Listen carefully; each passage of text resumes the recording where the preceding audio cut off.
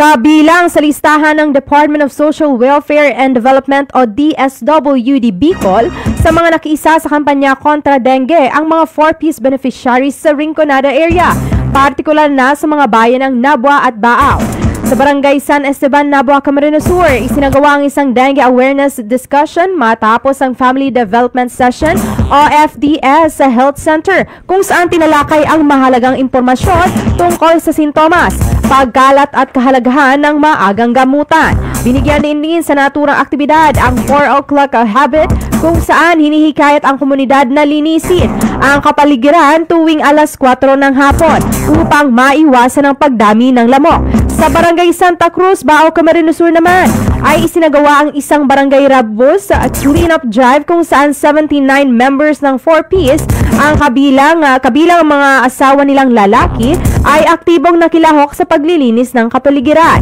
Ang mga inisyatibong ito ay bunso ng patuloy na banta ng dengue sa kalasugan ng mga tao, lalo na sa mga lugar na madaling kapitan ng sakit na dulot ng lamok. Kaya naman nagkaisa ang mga 4-piece beneficiaries sa pagsuporta sa mga inisyatibo ng DOH o ng Department of Health at local health units upang palaganapin ang kaalaman ukol sa dengue at mga hakbang sa pag-iwas dito. Samantala, bukod sa mga nabanggit na lugar sa Rinconada area, nagkaroon din ng information dissemination campaign sa Del Gallego habang kasalukuyan ding isinasagawa ang isang malawakang deworming and dengue prevention activity sa Barangay South Central Sipocot.